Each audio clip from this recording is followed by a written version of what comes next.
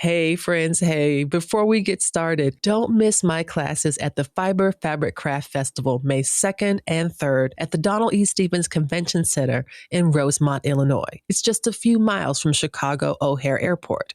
There's a panty party on May 2nd featuring 3 underwear styles and a full kit of essentials to make it easy for you to get started. And there's sewing with stickers. Learn clever adhesive tricks for organizing your sewing and get giveaways from Avery Labels. Spots are limited, so sign up now at fiberfabriccraft.com.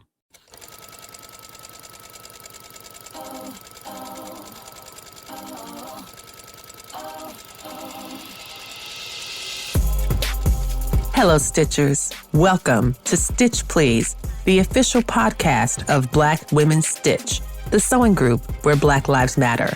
I'm your host, Lisa Woolfork. I'm a fourth-generation sewing enthusiast with more than 20 years of sewing experience. I am looking forward to today's conversation, so sit back, relax, and get ready to get your stitch together. Hey friends, hey, it's Lisa from Black Women Stitch and the Stitch Please podcast. And as I say every other week, this is a very special episode because this episode is going to help us keep track of the things that we create. Because my thing is this: when you create something, when you make a garment, when you make a quilt, when you create a sweater, when you make a scarf, all of the things that you are creating, these things would not exist had you not made them. If you had not made this scarf, if you had not made these leggings, if you had not made these socks would not exist. These are things that you have made and created. And in that way, it feels like the things that we create are significant and special. And it's a way to make our mark on the world. Now, you might not deliberately set out to say, oh, when I made these leggings, I was making my mark in the world.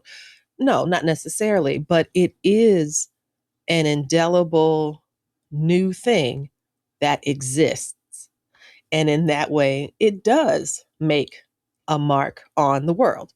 So this brings me to today's episode and why I am so excited. And shout out word nerds to the front. If you are a word nerd, come on over, stand next to me on the sewing table, because I'm about to show you something so much fun. We are about to have something extra special fun for just the word nerds for just a second.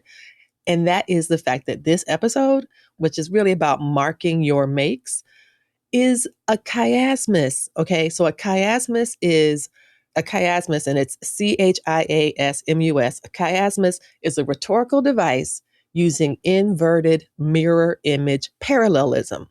And it has the sentence structure ABBA. That's not important. The important part is that it's like what is that called? A palindrome.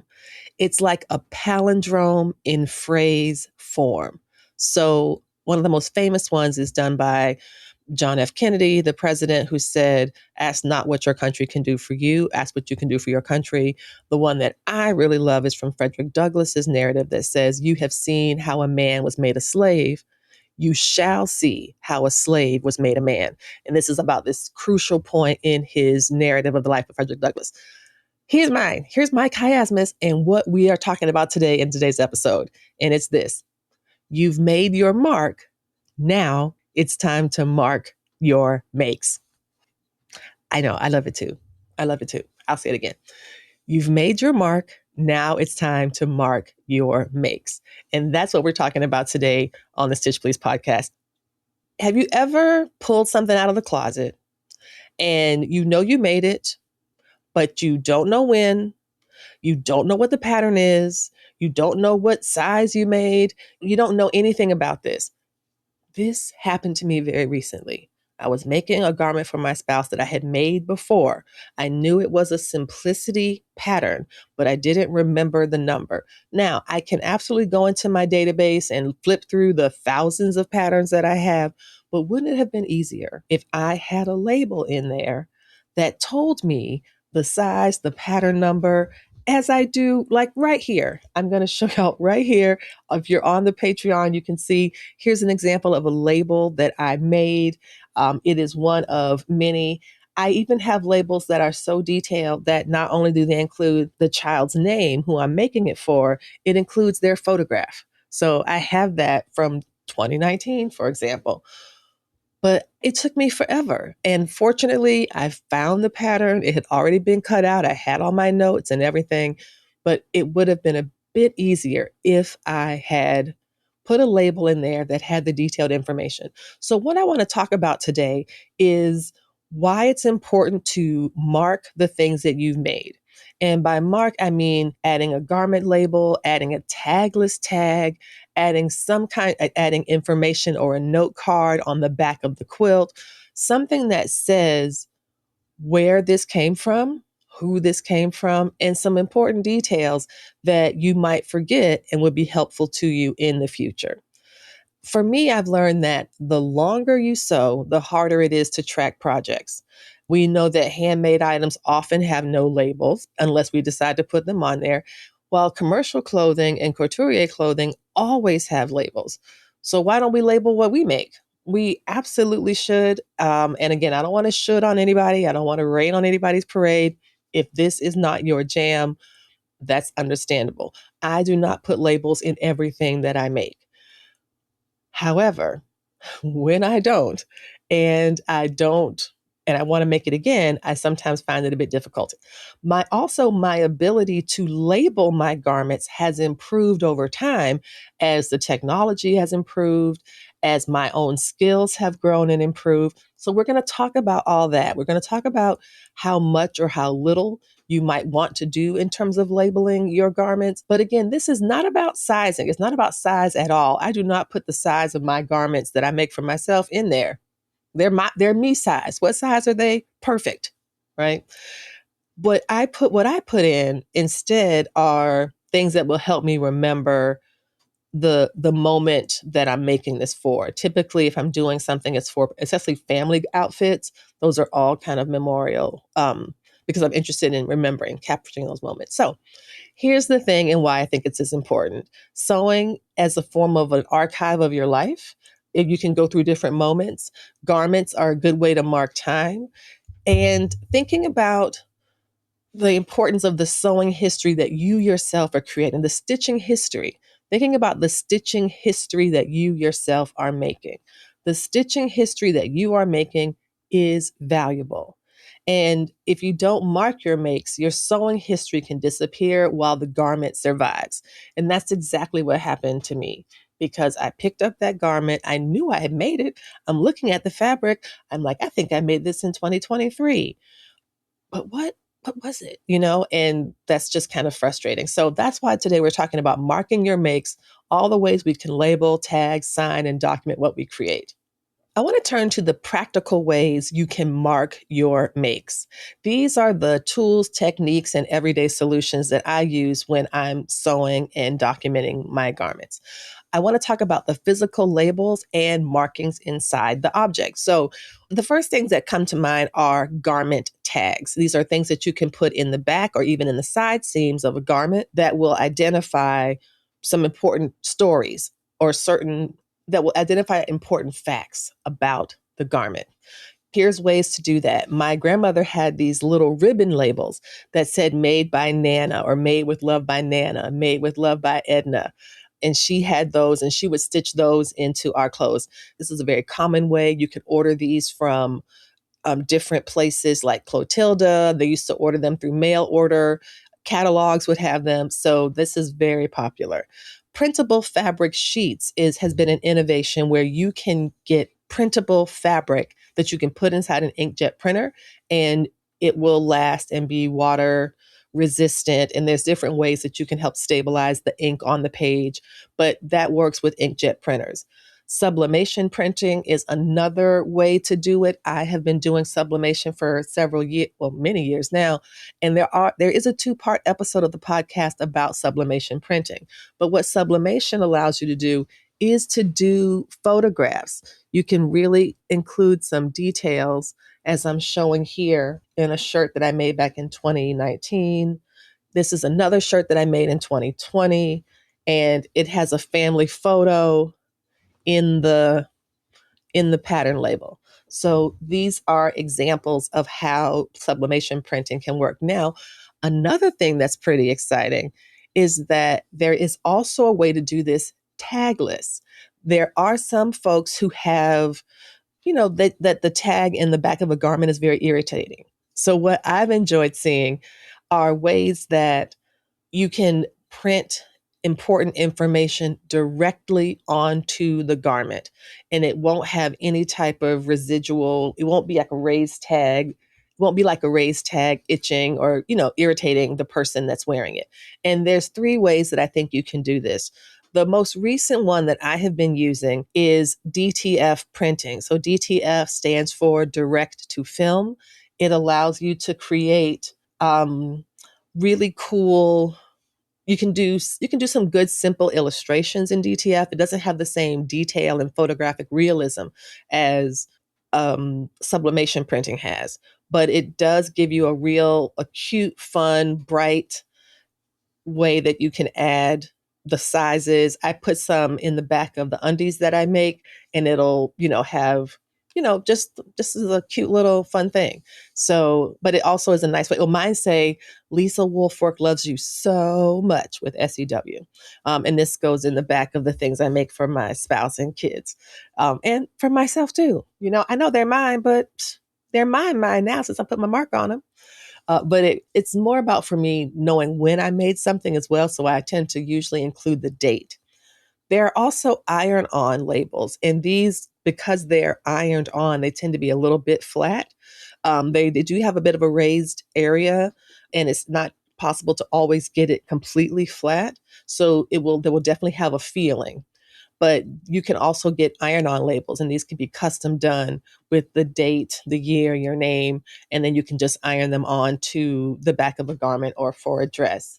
The back of a garment, or as a tag that you would then, I imagine, stitching it back. I think anywhere you want to put this tag, I think this one, especially the iron-on labels, I think you'd want to use it in the back of a garment. You could also use it on a quilt. I'm not so sure I'd recommend it. I think there are other ways to tag knitted and crochet pieces. I'm excited to share that I'll be teaching at the Fiber and Fabric Craft Festival in Rosemont, Illinois, April 30th through May 3rd, 2026 at the Donald E. Stevens Convention Center, just a few miles from Chicago O'Hare Airport. This new consumer event from the organizers of H&H Americas features hands-on classes, workshops, and an exhibit hall full of creative inspiration, including 220 vendors. I'm teaching Panty Party on Saturday, May 2nd, a 6-hour class where we sew 3 styles of undies, and Sewing with Stickers on Sunday, May 3rd, all about the surprising uses for everyday adhesives and sewing, plus giveaways from Avery Labels. Learn more at fiberfabriccraft.com, and I hope to see you there. The last thing I'll mention in this section is the heat transfer vinyl, and that's really cool. I made this shirt right here back in 2017, and you can see, if you're on the Patreon, you can see this is a huge label. It has the date, August 17th, men's. It says August 17th, men's small, vintage, 1969, McCall's 9681, size medium. Size small. And then hashtag defend Seville, because this was during the time of a lot of anti-fascist, anti-racist organizing, and the terror attacks of 2017. And this shirt also was what I made for my son for his first day of college. And I thought it was really sweet that I had been sewing first day of school shirts for him since he was in the 4th grade. And now he was wearing one to college. I thought it was fine. I thought it was really cute that he decided to even wear it at all instead of being like, Mom, ew. But yes, he did wear it. So just as a reminder, for tagless tags, HTV and DTF, HTV, which is heat transfer vinyl, you can cut it with a cutting machine. Brother makes one, Silhouette Cameo makes one. And these are machines you can kind of cut the vinyl with, and it can be very fine. This shirt has been washed for almost 10 years, and the vinyl is still on there. And it was done in a very fine, cutesy font. So that it can be very reliable if you get a high quality HTV. Similarly, direct to film also can be applied directly to the back of a finished garment or wherever you want to put it, and it does not irritate your skin in the same way that a tag that you can kind of feel would do. Here are the details that I include on my pattern labels. I include my name, the date that I made it, the pattern number. Sometimes I'll include a message. Sometimes I'll include an event. So if it's like Easter 2023 or first day of school 2025, something like that, then that's something that I will add and make, because I think that's also part of I have the date, but having that particular event also is kind of nice to have. Something I've also done when I use sublimation printing is I include an image. So I go into a design software and I'll have a photo, I'll have dates, I'll have all that. And so it's really helped me to advance how I do my labels. And I really do enjoy that. I think it's important to remember that the clothes that we buy has labels in them. And handmade clothing, the things that we create, deserve labels too. And these labels are to document what we are creating, because what we're creating matters. Now, here's a couple of things I'll also add as a side note about labels. These are orientation markers. So when my kids were little, I made a lot of like pants and trunks and shorts and things like that for them. But because they didn't have a tag, they never knew it was the front or the back. Now, you try explaining to a 5-year-old, oh, if you see this center seam line here, that's the back. Like, they're not going to remember that. So at least mine did not remember that. So creating a little tag in the back can be really helpful. It does not have to be the things that I mentioned. It does not have to be sublimated or DTF or anything like that. It can be as simple as a folded ribbon. I often take a piece of scrap or the selvage from the fabric that I've cut, and I'll put it within that seam, like the center back seam for pajama pants, and then they'll know that that's the back. A small fabric tab is another way. Similarly, you can use archival markers. That's another way to write directly onto the fabric. They do that sometimes in quilting, because if you use certain archival quality markers, they don't run, they don't fade, and that's a really stable and reliable way. I wouldn't do that so much for kids' clothes necessarily personally, but that is another option. I think it's useful to have these little signals, because a tiny ribbon can save a lot of confusion. There were many times I think my poor babies had those pants on backwards, and they also didn't have pockets. So who's to say? Okay, so y'all might be saying, why didn't you give the children pockets? I don't know, because every time I turned around, there'd be like rocks in them. And I'm like, why do you need rocks? But when they got older, they got pockets. When they get when they have responsible pocket use, they could get pockets. But which is also another easy way to help them tell the front from the back.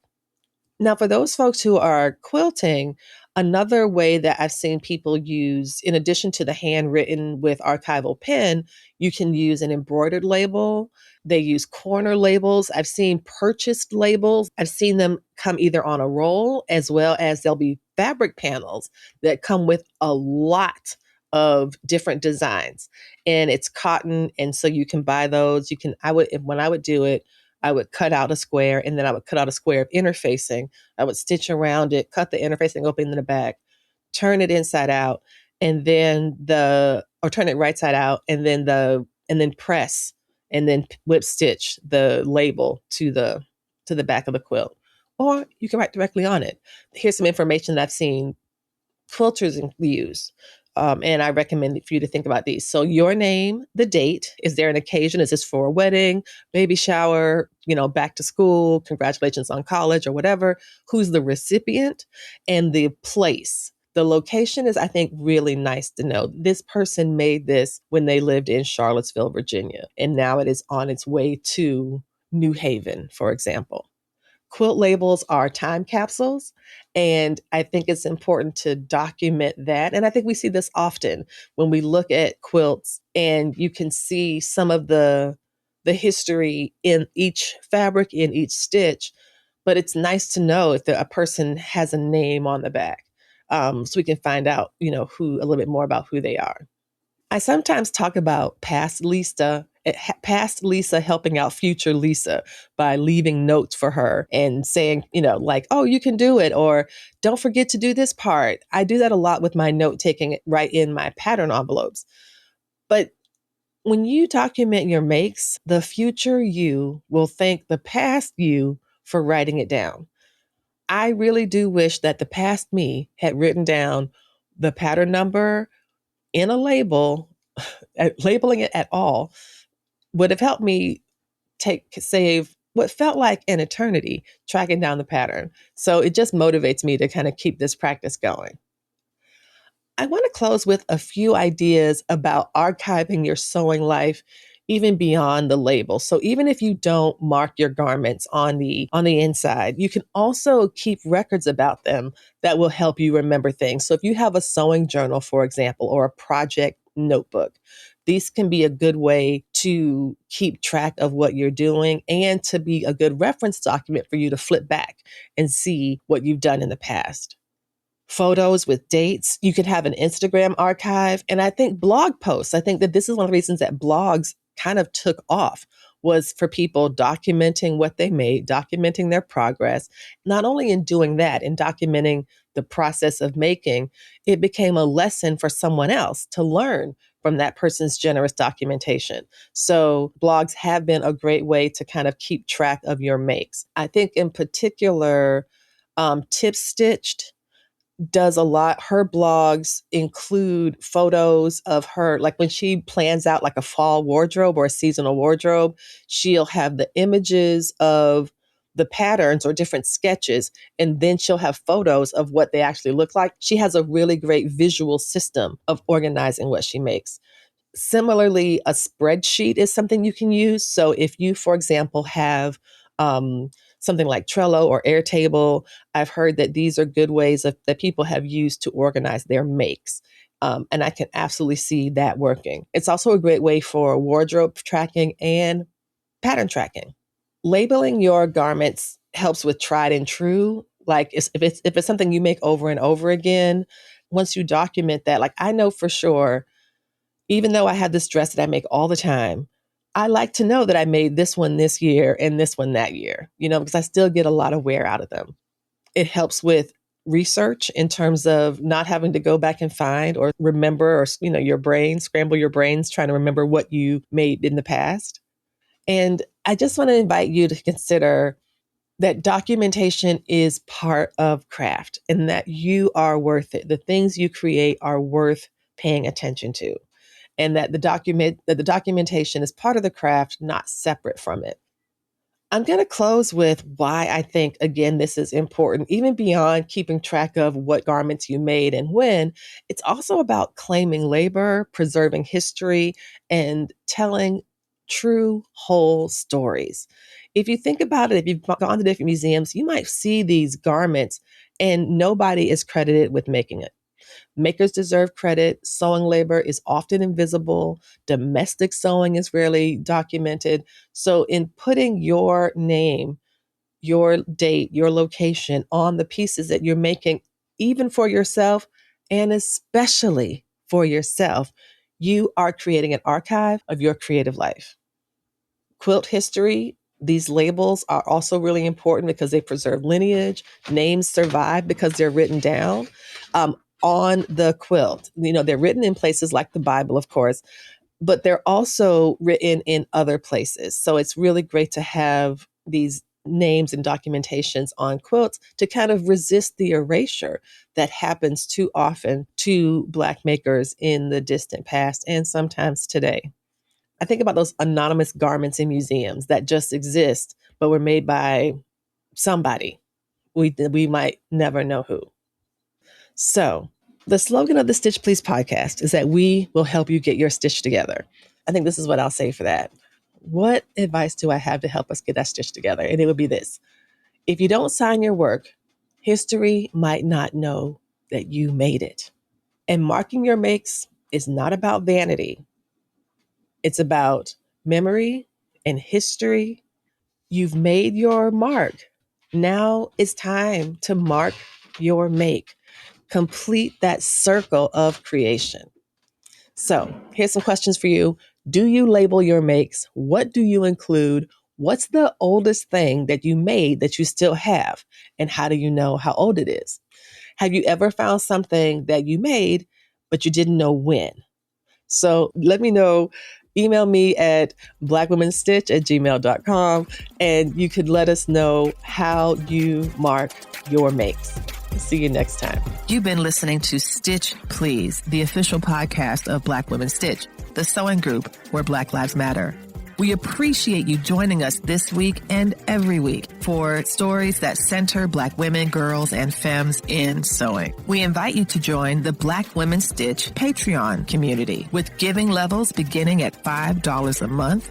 Your contributions help us bring the Stitch Please podcast to you every week. Thank you for listening. Thank you for your support, and come back next week and we'll help you get your stitch together.